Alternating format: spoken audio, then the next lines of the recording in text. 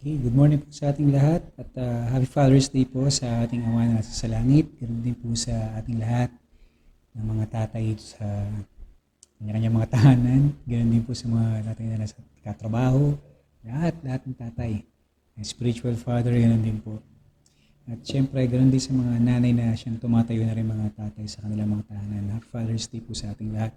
Anyway, dahil Father's Day ngayon, wala pong kinalaman din yung message natin today.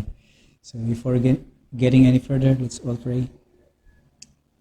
Ama namin nasa langit, pinupuri po namin ang iyong pong makapangyarihang pangalan na siyang may gawa ng langit at lupa. Lahat po ng bagay na na-enjoy namin, Panginoon, ay nagmumula po sa inyo. Salamat po, Panginoon, dahil hinayaan niyo pong makilala po namin kayo at patuloy po kayo ng papakilala sa pamagitan po ng inyong salita. Kaya aming pong pag-aaral na ito, Panginoon, ay pinagkakatiwala po namin sa inyo. We want to know you more. We want to learn how much you love us. Kaya salamat po, Lord, sa itong mga klaseng pag-aaral po at mas nakikilala po namin kayo at mas nagiging tama po yung relasyon po namin sa inyo. Pinagkakatiwala po namin sa inyo, Panginoon, ang aming pong pag-aaral at kayo po ang siyang patuloy na magturo po sa amin. We acknowledge the presence of the Holy Spirit. Kayo po ang siyang magbigay po ng katuruan sa bawat isa na makapakinig po na yung salita. We know, Panginoon, na kayo po magdidil sa bawat isa in a very personal way. Kaya po pinagkakatiwala po namin sa inyong kamay na aming pong pag-aaral ngayong umagang ito. Maraming salamat po, ito pong dalangin sa ngalan ng Jesus. Amen. Okay. In connection sa mga messages natin online, let's talk more about the problem of anxiety. Okay. So, yung ating pong tatalakayin ngayon ay itutunan ko po kay Gary Henry. Isa po siyang author ng mga biblical study materials. So, let's get started. So, lahat naman po ay familiar po sa anxiety. Ito po ay isa sa pinakawalang kwentang ginagawa natin. Pagiging balisa, isa mga ginagawa natin na wala namang may dudulot na maganda. So, tayong mga Christian, how we approach the problem of worry, anxiety, fear, o ano yung mga ginagawa natin, ano dapat natin gawin. Siyempre, una, dapat inuunawa mo natin na alam natin kung ano yung problema para malaman natin kung ano yung tamang solusyon. Diba? Okay, so unawain mo natin kung ano yung problema. What is anxiety? Tagalog po pagkabalisa. Isa itong di kaaya-ayang damdamin ng pagkatakot at pag-aalintana, meron man o walang kaguluhan o kaligaligan ng isip, ang pagkabalisa ay maaaring lumikha ng mga damdamin ng takot, pag-alala, hindi mapalagay at sindak. Anxiety is distress about future uncertainties. So ito po ay primarily may kinalaman po sa future. Maaaring mild, maaaring severe anxiety, maaaring compulsive. So, ito po ay primarily has something to do with future, lalo na yung about sa threats. May mga elemento kasi ito yung elemento ng insecurity, mayroong elemento ng helplessness, at mayroong ding elemento ng isolation. So minsan kasi inisip natin, sa isip na lang natin. Maaring pwedeng totoo, pero madalas hindi naman totoo. Kaya tayo nababalisa. So kasi hindi natin alam kung ano yung mangyayari. Kaya nag-worry tayo, meron tayong nararamdaman na hindi tayo secured. Kaya nga sinasabi ko, may elemento ng insecurity. Pakiramdam mo, hindi tayo safe. Pakiramdam natin, wala tayong magawa, helpless. Pakiramdam natin, nag-iisa lang tayo, walang umintindi sa atin, walang tutulong. Feeling natin, isolated tayo. So, minsan may mga may mga nangyayari sa atin na dumadaan tayo sa ganun. Isa yung tatlo na yan. Combination. Secured ka na, helpless ka pa, isolated ka pa, yung mga nararamdaman natin. So, nagkakos ito ng anxiety sa atin. Emotionally, nadadown tayo, emotionally. Negatibo yung nagiging emosyon natin about that. Nagkakos ng anxiety. Yung mga na-imagine natin as if they were real. Nakakala natin totoo, pero hindi naman. Kasi masyado lang gumagana yung imagination mo. Masyado kang thoughtful, malalahanin kung ano yung naalala mo. So anyway, Since meron na tayong idea about understanding na yung unawa natin, we understand the problem, we understand that nagkakos ng anxiety natin is minsan insecurity, helplessness, at isolation. So, pwede na natin ngayong bigyan ng solusyon. Diba? Parang ganon. So, overcoming the problem. So, isa sa pinakamatindi, pinakamaganda natin gawin ay syempre, kaya sinabi ko, ugatin natin yung pinagmulan, hindi lang kung yung simptomas, kung ano yung katotohanan sa likod ng insecurity, ano yung katotohanan sa likod ng helplessness, at ano yung katotohanan sa isolation with regards with being a Christian. Tayo kasi, minsan, feel natin, insecure tayo. Pero ang totoo niyan, we are very secured. Proverbs chapter 3, verse 21 to 26. Anak, ingatan mo ang iyong karunungan at kaalaman sa pagpapasya ng tama. Huwag mong hayaang mawala ito sa iyo, sapagkat ito ang magbibigay sa iyo ng mahaba at magandang buhay. Mabubuhay kang ligtas sa anumang kapahamakan, makakatulog ka ng mahimbing at walang kinakatakutan. Hindi ka dapat matakot kung biglang dumating ang mga pangyayaring nakakatakot o kung dilipunin na ang masasama. Dahil makakaasa ka na babantayan ka ng Panginoon at ilalayo ka sa kapahamakan.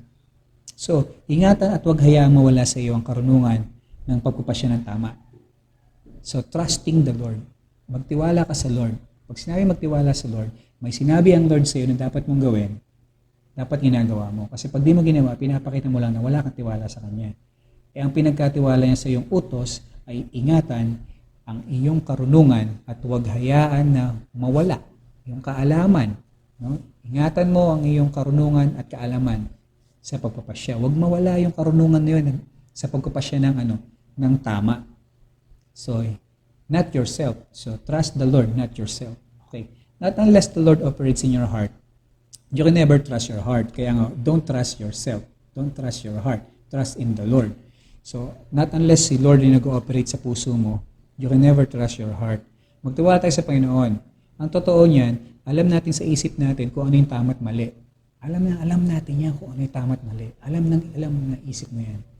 Pero ang naikikilos at naigagawa pa rin natin, nasasabi pa rin natin, ay yung according pa rin sa puso natin. Dala pa rin ng emosyon. Which is emotions clouds our mind. Kaya kung ano yung laman ng isip natin, lumalabo dahil sa emosyon natin. Kaya kung ano yung laman ng puso mo, yun yung naikikilos mo. Diba? Alam naman natin yan, mga Kristiyano. For out of the abundance of the heart, the mouth speaks. Kung ano yung nilalaman, nag-uumapaw sa puso mo, yun yung ginagawa mo. Pero kung nag-uumapaw sa puso mo yung pagtitiwala sa Panginoon, lahat ng ginagawa mo, pinagkakatiwala mo sa Kanya.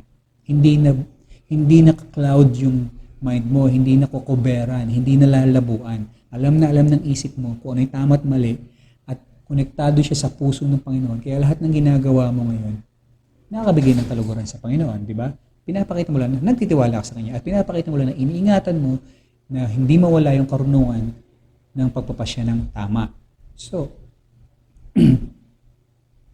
kapag ka po ganun kasi, pinapakita natin na malaki ang tiwala natin sa Lord. Kabaliktaran kasi yan. Hindi ka nagtitiwala sa Lord kapag hindi ka sumusunod sa utos ng Panginoon na ingatan. Utos kasi yan command yan By command na ingatan, huwag hayaan, command yan. Kaya minsan we feel insecure kasi we act on our own.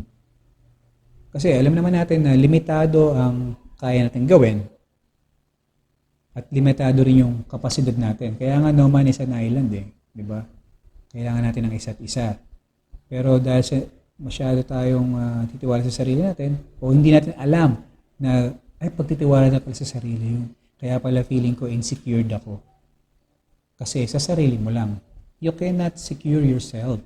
Kaya nga bumaba si Lord sa lupa para iligtas tayo. Secured na tayo. Secured na yung salvation sa atin. So, tingnan po natin yung sinasabi ng Hebrews chapter 4:16. Huwag tayong mag-atubiling lumapit sa trono ng maawing Diyos para matanggap natin ang awa at biyayang makakatulong sa atin sa panahon ng pangangailangan. So, hindi tayo insecure. Diba? We are very much secure dahil kapag may kailangan tayo, huwag daw tayo mag-atubiling lumapit sa trono ng ating Diyos. At ibibigay niya lahat ng tulong na pwede niya ibigay sa panahon ng pangangailangan. Kita niyo po, even His one and only Son, ibinigay sa atin. Di ba? Binigay na sa atin. Kaya minsan din, yung elemento ng helplessness, nararanasan natin, kaya nagkukos ng anxiety.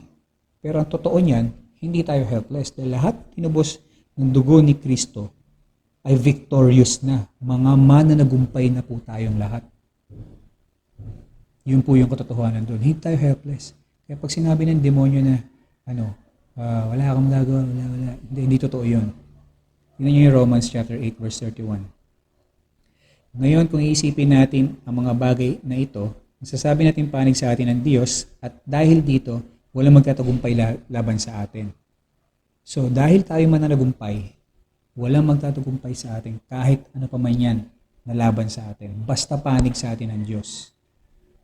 Walang sino mang magtatagumpay sa atin. Nakita niya po yung word na panig. Kapag panig ang Diyos, keyword natin dito is panig. Pastor, hindi po ba Christian ako, anak ako ng Diyos? So lahat ng gawin ko, panig sa akin dapat ang Diyos. Kasi anak niya ako di ba? Tanungin mo yung sarili mo kung kay Lord ka ba talaga. Siya ba talaga naghahari sa buhay mo sa lahat ng oras, araw-araw?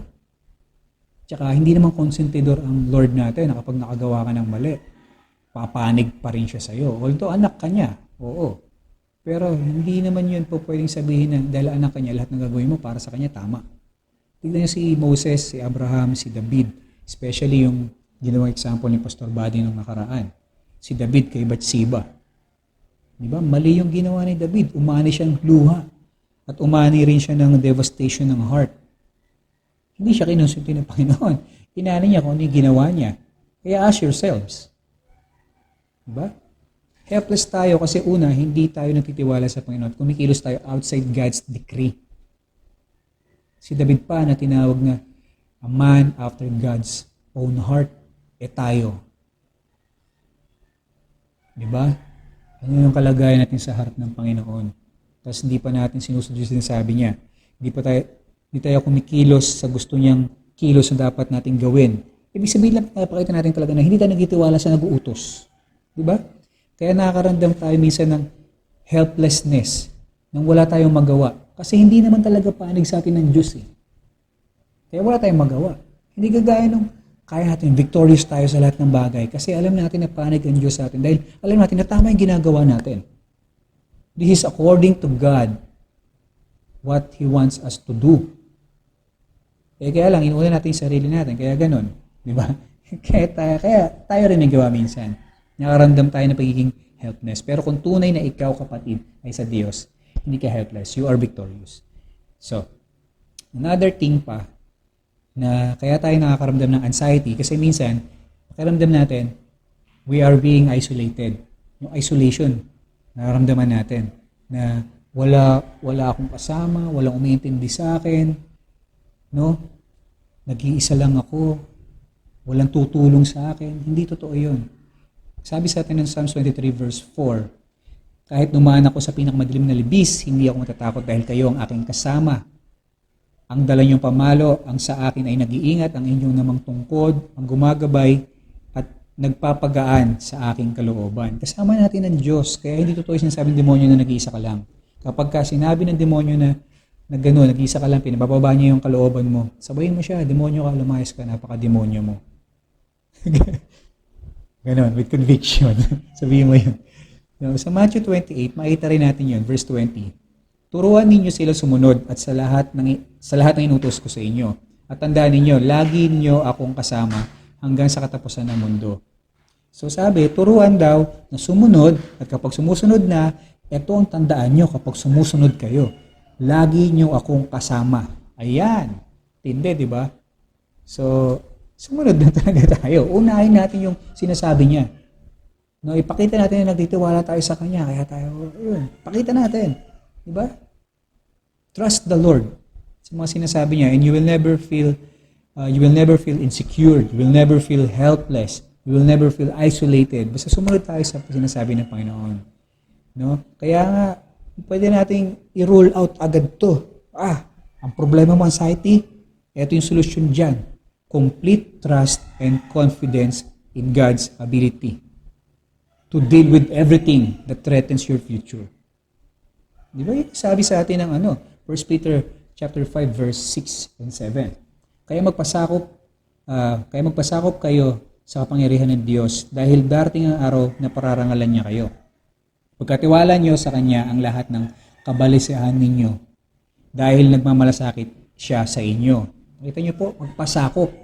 Magpasakop. Ito yung susi dyan magpasakop. Magpasakop. Submit. Sumunod. Obey. Pero ito yung ayaw natin. Ang gusto lang natin, yung mangyayari kapag sumunod tayo at nagpasakop tayo. Ano nga ba yun? Di ba may mga blessings na kalakip yan kapag sumunod ka sa Lord May mga kagaangan, may peace, lahat ng kaligayahan na pwedeng makuha ng isang tao, nandyan na kapag sumunod sa Diyos. Kapag nagpasakop sa Diyos. Pero yung pagpapasakop at pagsunod sa Diyos, yun yung ayaw natin. Ang gusto lang natin yung sumunod. Pero ang gusto lang natin makuha yung resulta ng sumunod. Pero ang dapat natin gawin ay yung sumunod at magpasakop sa Panginoon. Yung tunay na pagpapasakop. Kasi kung tunay kang nagpapasakop, masasabing totoong nagtitiwala ka sa Kanya. And by this, you will never feel anxious. Sabi ng 1 Peter ulit, chapter 4, verse 19, kaya kayo nagtitiis ngayon. Dahil ito ang kalooban ng Diyos para sa inyo, ay magpatuloy sa paggawa ng mabuti. Ipagkatiwala ninyo sa Panginoon ang inyong sarili sa Diyos na lumikha sa inyo dahil hindi niya kayo pababayaan. O, di ba? You will never feel any anxiousness, anxiety. Hindi ka makaramdam ng anxiety sa buhay mo. Kahit pa sabihin ng Panginoon na, ito yung tinalaga kong sitwasyon mo ngayon. Di ba? Kapag hindi mo naunawaan na ang lahat pagkilos dito ay gawa ng kamay ng Panginoon, talagang mababali sa akin. Pero kung nagtitiwala ka sa Lord na, kaya ko ito nararanasan ngayon dahil ito ang kalooban ng Diyos, pinagpapasa Diyos ko na ito sa Kanya. Dahil siyang gumawa sa akin. Diba? You will never feel anxious at all kapag ka ganun. O, diba? So, tignan na lang natin yung mga practical ways o practical steps to deal with anxiety. Una, read the Bible. Siyempre, committing ourselves to God requires that we grow in our knowledge of God and love for Him. Para mas malaman natin, mas makilala natin yung Panginoon, mas malaman natin kung gaano niya tayo kamahal, basahin natin yung Biblia. Kasi sabi sa atin ng Romans chapter 15 verse 4, ang lahat na nakasulat sa kasulatan noong unang panahon ay isinulat para turuan tayo. At sa pamamagitan ng kasulatan, tayo ay magiging matatag at malakas ang loob at magkakaroon ng pag-asa. Yan yung pinakamaganda. Isa sa mga pinaka-practical na steps to deal with anything, hindi lang basta anxiety, to deal with anything. Read your Bible, meditate it day and night. Di ba? Kasi pag binabasa mo yung Bible, nakikipag-usap ang Lord sa iyo. At kapag nagpipray ka, ikaw naman yung nakikipag-communicate sa Kanya. So, ganun yan. Hindi lang basta ikaw yung pipray. Read and then pray. Read and then pray. So, nag-uusap kayo. Diba? Nag-uusap kayo. May communication kayo. Pangalawang practical steps, be realistic. Siyempre, titignan mo din yung reality. Kailangan realistic ka. Kumbaga yung peace of mind, hindi yan nakadepende sa pagsusolve mo lahat ng problema. Hindi rin yan nakadepende sa itatama mo lahat ng mali. Sinusubukan mo, ginagawa mo talaga lahat. Hindi rin yan nakadepende sa pagtanggal o pag-remove ng imperfection. Gusto mo maging perfect lahat kasi hindi naman mangyayari yun. No? Hindi nakadepende yung peace of mind kasi, di ba, anxiety counterpart niya peace of mind. Hindi rin nakadepende yung peace of mind sa makuha mo lahat ng gusto mong makuha. Hindi. Tingnan niyo po itong babasahin ko. Ecclesiastes chapter 8 verse 16-17. Basahin niyo na rin po. Habang pinagsisikapan kong intindihin ang mga nangyayari rito sa mundo, nalaman ko kung gaano kaabalaan sa trabaho ang mga tao araw at gabi. Nakita ko rin ang mga ginagawa ng Diyos dito sa mundo. Walang sino man ang makakaintindi nito. Kahit ano pa ang gawin ng tao para intindihin ito, hindi pa rin niya ito maiintindihan. Kahit sabihin pa ng marunong na naiintindihan niya, pero ang totoo, hindi niya talaga naiintindihan. Naiintindihan niyo? Di ba? Di ba? Parang ganito, na kung ang pagkakaintindi mo para mawala yung anxiety, para magkaroon ka ng peace of mind, ay solvein lahat ng problema. No? Itama mo lahat ng pagkakamali mo. At tanggalin mo lahat ng imperfection sa buhay mo. Kunin mo lahat ng pwede mo makuha para magkaroon ng peace of mind. Pagkakamali ka. Kasi hindi lahat ng bagay kontrolado mo. Yung sinasabi ng ng Ecclesiastes. May mga kaparaanan, may mga ginagawa ang Diyos na hindi mo talaga mag-gets. Kagaya lang nung sinabi kanina, kayong mga nagtitiis dahil yan ang kalooban ko sa inyo. Diba? Kung hindi mo alam ang kalooban ng Panginoon, hindi mo alam ang salita ng Diyos, hindi mo talaga maunawaan yun. Gagawin mo talaga, para magka-peace of mind ako, diba? Para makawala ako dito sa ganitong klaseng sitwasyon. Yun nga yung sitwasyon na tinalagan ng Diyos sa iyo eh. Out of your control yan, Brad. Kapatid, hindi ganun. Merong mga bagay dito na hindi magbabago. No? Be realistic enough to accept that. Be realistic enough to accept na may mga bagay-bagay na hindi mo kayang kontrolin at napupustrate ka na lang. No, na meron ka tuloy anxiety ngayon. Meron mga situations na out of our control na part ng buhay natin, no? Realistic knowledge of our own limitations ought to cause us to relax and slow down. So kapag katanggap sa sarili mo yung limitasyon mo, nakakapag-slow down tayo.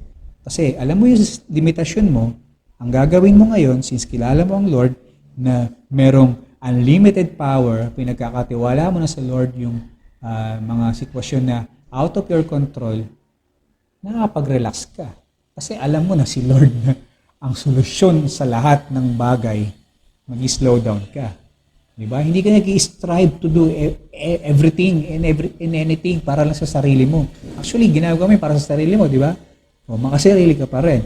So, the wisdom of life consists in the elimination of non-essentials. The wisdom of life consists in the elimination of non-essentials. Kapag kain ang importante, tanggalin mo na.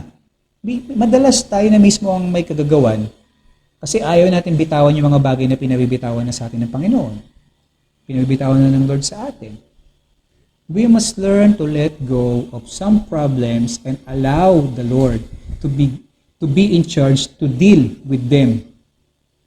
Kaya mo na, pagkatiwala mo sa Panginoon. Yan ang sabi sa akin ng 1 Peter 5, 6, and 7, di ba? Sa verse 7, sabi, pagkatiwala nyo sa Kanya ang lahat ng kabalisahan ninyo dahil nagmamalasakit siya sa inyo. Ayaw na Panginoon na nahihirapan tayo eh. Ang kailangan lang natin malaman, sinabi niya pala to, pangako niya pala to. O, di ba? Di pagkatiwala mo sa Kanya. Learn to, matuto tayong ipagkatiwala sa Kanya. At learn to eliminate those non-essentials. Kagaya itong COVID-19, di ba?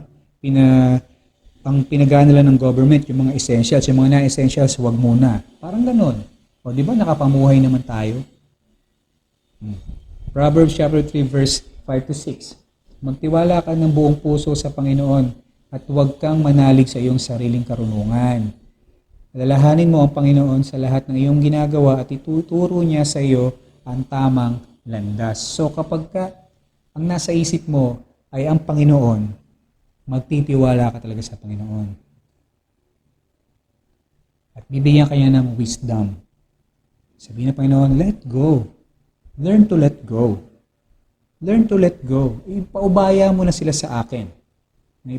Paubaya mo yung ibang mga bagay na hindi mo kayang kontrolin sa akin. Yan, mga ganun. Learn to let go.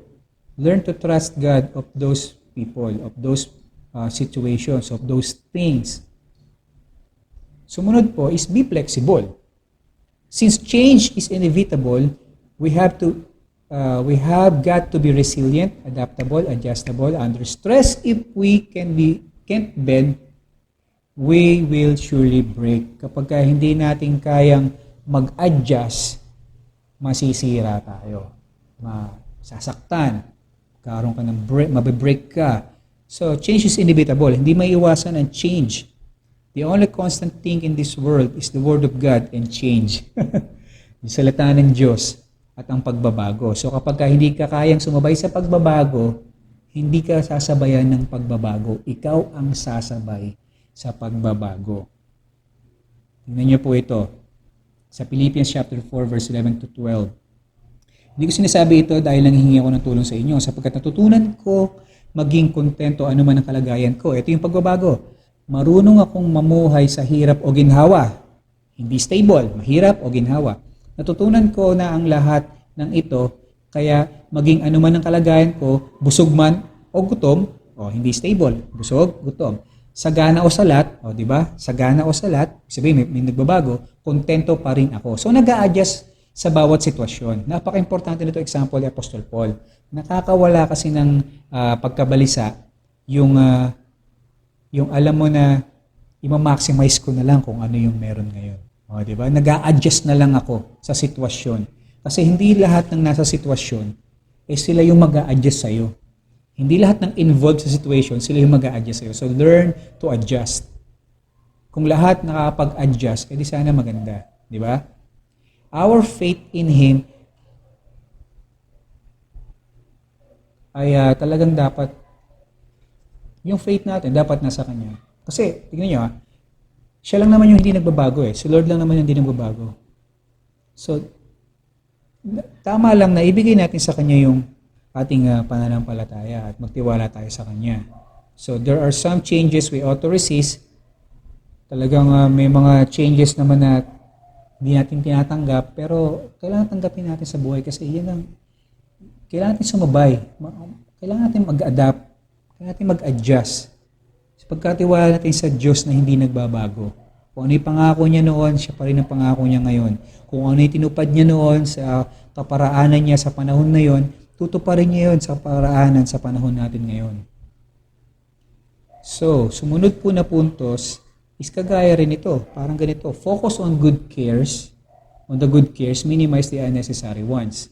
Sa Bible po, mayroong mga good cares, mayroong mga bad cares. Ano yung mga good cares o yung mga mabubuting alalahanin o mabubuting inaalala? Ito po, sa tatlong verses na to, sample lang to 1 Corinthians chapter 12 verse 25. Upang hindi magkaroon ng pagkakahati-hati, kundi pagmamalasakit sa isa't isa, pagmamalasakit.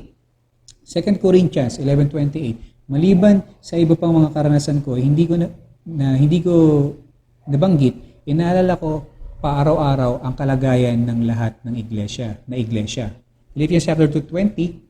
Siya lang ang kilala kong katulad kong nagmamalasakit sa inyo ng totoo. Tingnan niyo po yung sample text natin. Yan po yung mga mabubuting iniisip natin. Pagmamalasakit, di ba? Sa kapwa, inaalala mo yung kalagayan nila. Kasi kapag ganun yung inaalala mo, ibig sabihin lang yung compassion ng Lord na nasa heart mo. At yun yung maikikilos mo, yun yung lalabas sa bibig mo, sa kilos mo. So, hindi yan, hindi kagaya nito. Ito, bad to bad thing, bad cares to. Itong Matthew 13:22. Yung sample dito. Ang lupang may matitinik na damo, kung saan nahulog ang iba pang binhi, ay ang mga taong nakinig ng salita ng Diyos, ngunit dahil sa mga alalahanin dito sa mundo, sa paghahangad na yumaman, nakalimutan nila ang salita ng Diyos, kaya hindi namunga ang salita sa buhay nila. Another example, huwag kayong mag-alala sa anumang bagay, sa halip, ilapit sa Diyos ang lahat ng pangangailangan nyo sa pamamagitan ng panalangin na may pasasalamat. According sa Philippians chapter 4 verse 6. So yung pinopoint dito ng dalawang verses na to is yung mga basic needs natin. So the basics of life. So uunahin po ba yun? Alalahanin mo ba yun kung alam mo yung pangako ng Diyos sa'yo? Di ba? Hindi na. Kung sa pamamagitan nga ng panalangin na may pasasalamat, ipinag-pray mo na. So, after that, hindi mo na yung kailangan hindi ka na dapat mangamba pa dyan. Di ba? So, we tend to become distracted. Nadi-distract tayo sa mga unimportant cares kagaya ng mga approval ng tao. Diba? Anong masasabi ni ganito, ni ganyan? Baka kung ano sabihin, isipin ni ganito, ganyan. Yan yung mga nagpapabalisa sa atin Anong kakainin ko ngayon? Anong susuotin ko? Saan ba magandang pumunta? Diba? Yan yung mga ginagawa natin na hindi naman importante. Really, yung totoo niyan, one thing is necessary. Remember, tingnan nyo, naalala nyo ba si Maria at si Martha sa Luke chapter 10, itong magkapatid na to. Basahin po natin. Chapter 10, verse 39-42. Si Martha ay may kapatid na ang pangalan ay Maria. Naupo si Maria sa paanan ng Panginoon at nakinig sa itinuturo niya. Basahin ko yung susunod. Ito yung maganda eh. Makulit din. Makulit din si Martha eh. Pero si Martha ay abalang-abala sa paghahanda niya. Kaya lumapit siya kay Jesus at sinabi, Panginoon, baliwala po ba sa inyo na nakaupo lang dyan ang kapatid ko at hinahayang ako ang gumawa ng lahat. Sabihin niyo naman po sa kanya na tulungan niya ako. Pero sinagot siya ni Jesus, ng ating Panginoon, Martha, Martha, hindi ka mapalagay at abalang-abala sa maraming bagay. Ngunit isang bagay lang ang kailangan at ito ang pinili ni Maria. Mas mabuti ito at wala makakakuha nito sa kanya. Ganon din tayo paminsan-minsan. Ang dami nating ginagawa. Pero isa lang naman yung dapat natin pinagtutuunan ng pansin, which is the Word of God. Yun yung pinili ni Maria, ang makinig sa salita ng Diyos. Yun yung si Martha, parang nagsumbong pa nga eh, Lord, wala ka ba? Tingnan mo naman yung kapatid ko, ayaw kong tulungan. Masyado kang abala, Martha. Isa lang yung pinakamaganda at yung painapili ng kapatid mo. O, di ba? Unahin makinig sa salita ng Diyos para malaman natin kung ano yung dapat natin gawin. Ano ba ang bumabagabag sa'yo? Ano bang nagpapa-stress sa'yo? Ano bang inaalala mo? Ano bang isipin mo? Mga material na bagay yan, di ba? Ugatin mo lahat, material na bagay yan. Ito, honestly, sagutin nyo ng tama at sagutin nyo ng totoo. Nag-aalala ka ba sa afterlife mo? Hindi naman, di ba? Hindi mo nga iniisip yun eh. I bet, right now, ang iniisip mo pa rin, material na bagay. Kasi, anak na ako ng Diyos eh. Ano pa bang iisipin ko? Di ba? Ganun mga thinking ng Kristiyano. Akala mo, ganun lang kadali yun. Di ba? Deny yourself. Carry your cross. And follow the Lord. Hindi ganun kadali yun. Dahil sa pagsunod mo sa Panginoon, konti lang nakakita nung tamang daan na yon at makitid pa yung gate na yon. Narrow gate. So, hindi ganun kadali. Di ba? Hindi siya magic word na I accept you in my life, Jesus Christ. No, hindi ganun. So, unahin mo yung Panginoon para alam mo kung ano yung sinasabi niya. Hindi yung kung ano yung sinabi lang ng tao. Narinig mo lang sa tao. Basahin mo sa salita ng Diyos. No? Hindi yung kung ano yung pinag-uubusan mo ng panahon at oras. Huwag mo sayangin yung pinagkatiwalang oras sa iyo ng Panginoon sa mga bagay-bagay na walang eternal value. Kasi kahit ano po yung pinag-aaksayan mo ng panahon dito, ma-acquire mo man yan, hindi mo yung madadala doon. Diba? Mga temporal things lang yan. Sa Matthew chapter 6 verse 33 to 34, kaya unahin ninyong mapabilang sa kaharian ng Diyos at sa pagsunod sa kanyang kalooban at ibibigay niya ang lahat ng pangangailangan nyo. Kaya huwag kayong mag-alala tungkol sa kinabukasan dahil ang bukas ay may sariling ng alalahanin. Sapat na ang alalahanin dumating sa araw-araw, sa bawat araw. So, sabi sa atin, unahin natin ang mapabilang sa kaharian ng Diyos at sa pagsunod sa kanyang kalooban. At malalaman natin yon kung tayo ay nagbabasa at inaalam natin yung salita ng Diyos. Inaaral natin, minimeditate natin yung kanyang salita. Para alam natin yung ways natin, yung kaparaanan natin, kung sumusunod ba tayo talaga sa gusto mangyari ng Panginoon. Kung siya ba talaga ang inuuna natin. Kung tinatanggal ba natin sa buhay natin yung mga maling alalahanin. Di ba? Yan din yung magdilid sa atin sa susunod na verse, susunod nating puntos. No, learn to live one day at a time. Yung last verse nun, yung verse 34, kaya huwag kayong mag-alala tungkol sa kinabukasan dahil ang bukas ay may sarili ng alalahanin, sapat na mga alalahaning dumarating sa bawat araw. So, proper use of today will diminish about your anxiety tomorrow. So, kung ano yung proper use of today diminishes anxiety about tomorrow. Kung minamaximize mo yung araw mo today, proper use of your day, hindi ka mag-aala para sa bukas. Di ba? Kung tama naman yung paggamit mo ng present. Hindi ito consist ng, it does not empty your tomorrow. It only empties you today. Talagang inuubos niya lang yung strength mo ngayon at maapektuhan pa yung kinabukasan. Akala mo nakasolusyonan mo na pero hindi. Another thing, stay busy. Stay busy. Anxiety and idleness often go hand in hand, no? Hand in hand. Despair from any form of laziness o katamaran, yung hindi ka kumikilos. So stay busy. Magpaka-busy ka. Sabi nga ng unknown author, blessed is the person who is too busy to worry in the daytime and too sleepy to worry at night. Ang ganda nung sinabi niya. No? Yung tao na yun, pinagpala yung tao na yun na napaka-busy niya para mag-alala sa araw na to. Ang dami niyang ginagawa para mag-alala sa araw. Tapos, dahil sa dami siyang ginawa sa araw na to, pagod ang katawan, gusto na magpahinga, kaya wala siyang time para mag-worry sa gabi. Di ba?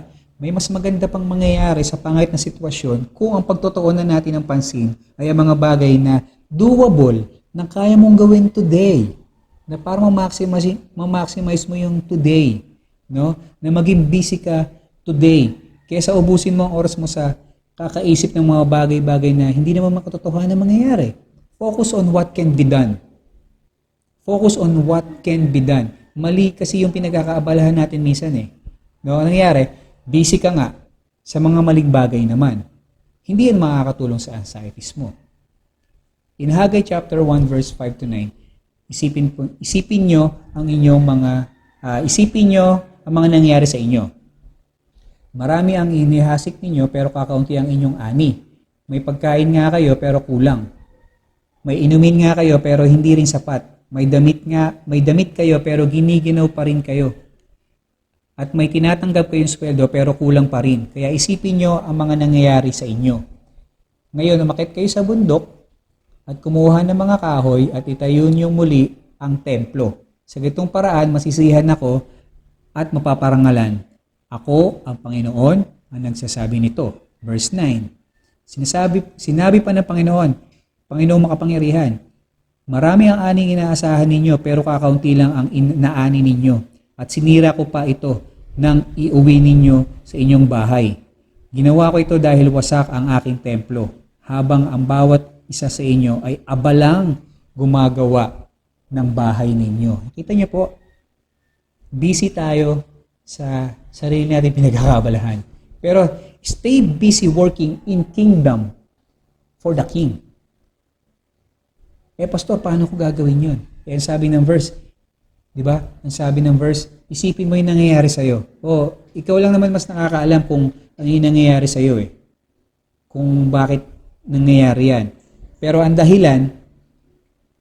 dahil sa, gaya ng sabi ko kanina, hindi tama yung puso mo, kahit na alam ng isip mo ng tama at mali, ang lumalabas tuloy sa bibig mo, at lumalabas sa pagkilos mo ay mali. So, yung kilos mo mali, yung pinagkakaabalahan mo mali. Yung uubusan mo ng oras, kaiisip, mali, naubos yung oras mo kaiisip, naubos yung oras mo kakagawa ng mali. So, naging busy ka, pero sa maling kaparaanan. So, ano aanihin mo? Umaasa ka na may maaani kang maganda? Siyempre, hindi, di ba? So, kung nagpasa ka ng negativity, ang aanihin mo, negativity. Right? So, hinayaan mo rin kasi na, hinahayaan mo maging dump site yung utak mo. No, hinahayaan mo maging dump site yung utak mo ng mga maling kaisipan na nagdudulot ng maling takbo ng isip mo. So, open dump site hinahayaan mo matambakan yung isip mo ng mga negativity ng mga pangit na sinasabi. Kaya sabi ng Lord, tignan mo ang sarili mo. Tignan mo kung bakit nangyayari sa iyo. Baka mamaya mali yung kaparaanan mo. Hindi kasi akong inuuna mo eh. Kung ako inuuna mo, so tama sana yung magiging kaparaanan mo. At hindi yan mangyayari sa iyo. Sometimes we feel anxious kasi masyado tayong idle. At dahil sa nakaupo lang tayo, hinahayaan yung demonyo na magkwento sa atin. Hindi tayo busy. So, nakakakinig ka nga minsan ng salita ng Diyos. Pero bakit parang walang nagbabago sa buhay mo? Di ba? Kasi you're busy building your own kingdom. Sabi ng Lord, consider your ways. Bakit hanggang ngayon ganyan ka pa din? Ano ba ang sukatan mo ng kaligayahan? Ano ba ang sukatan mo ng kasiyahan, ng galak? Ano ang sukatan mo ng mga bagay-bagay? Ano yung sukatan mo? Ano bang ginagamit mong pansukat kasi? Di ba? Pinakita sa atin ng Hagay na busy ka pero sa maling bagay at maling pamamaraan. Ipinakita ng Hagay na unahin mo ang Lord. Isipin mo yung mga ginagawa mo kung nakakalugod ba sa Lord. Di ba? Parang ganito. Sometimes you have to have one step back para makabuelo ka, to go more, even farther, para mas makamove ka ng mas malayo. Pero sa iba kasi, minsan, ang iniisip nila is, ay, matras, nag-step back, nag-step down, di ba? Napanghinaan ng loob. No, hindi yan negative. You just think negative to that. Kayo lang nag-iisip niyan. That man just spent time thinking and considering God's ways para ma-build yung kingdom. Kasi 'di ba, sometimes you have to step back para naman makabuelo ka. Alam niyo 'yan, kahit sa sports alam niyo 'yan. Minsan kaya din tayo balisa kasi gaya nga ng sabi ng Hagay, ginawa mo lahat, busy ka pero hindi ka pa rin masatisfy. Usod ka ng usod, ungas ka ng ungas, usod ka ng lakad ka ng lakad, kilos ka ng kilos pero hindi mo alam mali na pala yung pagkilos mo. Kaya hindi ka masatisfy, napapagod ka lang. No, tapos pagdating sa gabi, pagod ka, imbis na makapagpahinga ka, nag-iisip ka pa rin kung tama ba yung ginawa mo. Di ba? You know why? Because our ways are ways of this world and only can be applied to this world. Hindi yan pwedeng apply sa kingdom of God. Akala natin kasi yung filosofiya ng mundong ito, pwede nating i-apply sa pag-build ng kingdom of God. Hindi po ganon. No, tignan nyo yung iba, ang dami nilang pakulo, dami nilang gimmick para makahikayat ng mga tao na makikinig ng salita ng Diyos. Si Jesus Christ, yung mga apostol, yung mga early Christians, wala na ibang mga gimmick itong mga ito Pure words of God. Diba? Pure God's words. Hindi, pastor, may mga miracles Subukan mong pure God's words ang gamitin mo and then miracle will happen. Diba? Yung nagbago lang yung buhay mo, miracle yan Alam mo sa sarili mo, hindi mo kayang baguhin yung sarili mo. Pero when the Lord came to your life, nung pinakilala ng Diyos na sarili niya sa'yo, hindi ba't miracle yun? Ang daming nagbago sa buhay mo. So stay busy working in the kingdom for the King. Para hindi makasingit yung kaaway sa'yo. No? Stay busy working in the kingdom for the King. And you will not feel anxious. Kaya wag po tayong mag-build ng sarili nating kingdom. Wag tayong magpaka-busy sa mga bagay-bagay na hindi walang eternal value. Yan. Kasi ang tao walang contentment. Hindi yan makontento sa kung anumang mga bagay pa. At it will lead to my last point. Learn contentment. Philippians chapter 4 verse 11 to 13. Hindi ko sinasabi ito na nanghihingi ako ng tulong sa inyo sapagkat natutunan kong maging kontento anuman ang kalagayan ko. Ang ganda. Marunong akong mamuhay sa hirap o ginhawa. Natutunan ko ng lahat ng ito, kaya maging anuman ang kalagayan ko, busog man o gutom, sagana o salat, kontento pa rin ako. Kaya kaya kong harapin ang kahit anong kalagayan sa pamagitan ng tulong ni Kristo at nagpapatatag sa akin. Ito isa sa magandang practical na pamamaraan to deal with anxiety, contentment.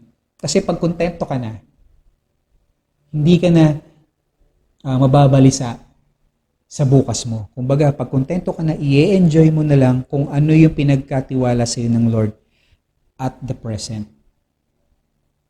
At hindi ka mag-worry sa kinabukasan.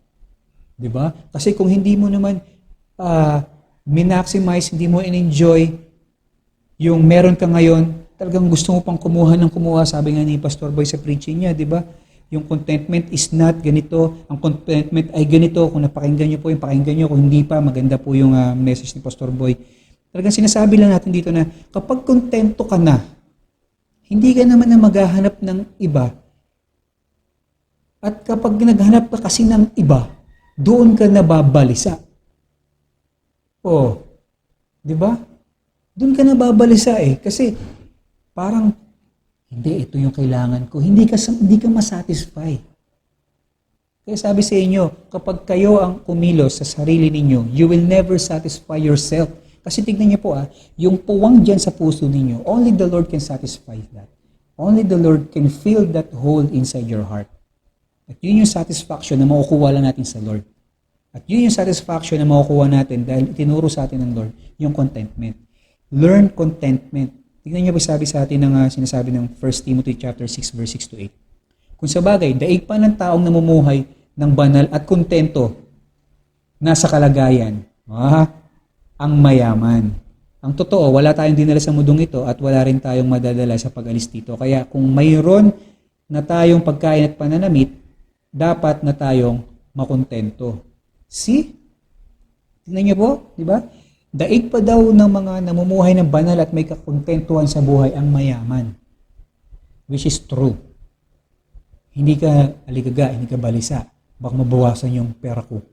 O kaya baka mamaya, I'm not against sa mayayaman. May mga friends akong ganyan, mga milyonaryo. Pero, ang sinasabi ko lang dito, ang point ko lang po dito is, hindi ka nagpapa-apekto sa future mo kasi ini-enjoy mo yung kung ano yung meron ka. Kontento ka. Di ba? Paano kung maapektuhan ng pagkabalisa, di ka matatawa? Di ka matatawa kasi nag-enjoy ka ngayon eh. Di ba? Nag-enjoy ka kasi. So, in conclusion po, Christians are given the means to deal with anxiety. Binigay na sa atin lahat. Kahit maramdaman pa natin yung insecurity, kahit maramdaman mo na parang you're feeling helpless or you're feeling isolated na nagpo-produce ng pagkabalisa or anxiety, just focus on putting your trust and your confidence sa Panginoon. Read your Bible. Be realistic, di ba? Be flexible. Focus on good cares and minimize the unnecessary ones. Learn to live one day at a time. Stay busy and learn contentment. So trust in the Lord.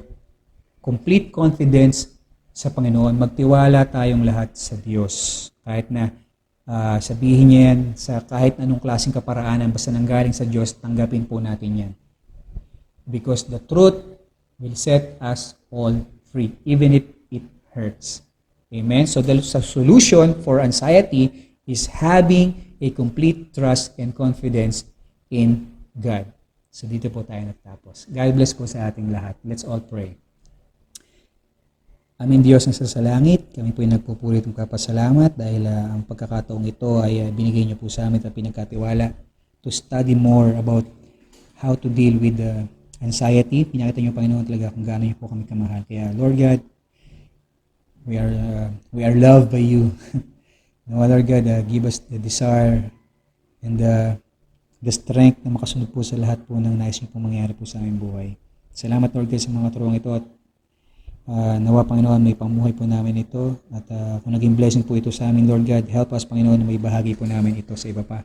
Nasa gayon, Panginoon, ang inyo pong kaluwalhatian ay kumalat at makilala po kayo sa bawat sulok po ng mundo na aming ginagalawan.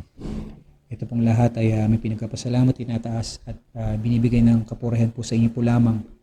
Sa aming natutunan ngayon, Panginoon, we leave everything to you and we entrust everything to you, Panginoon, especially our anxieties in life. Maraming salamat po. Ito po aming dalangin sa ngalan ni Jesus. Amen. God bless po. See you soon.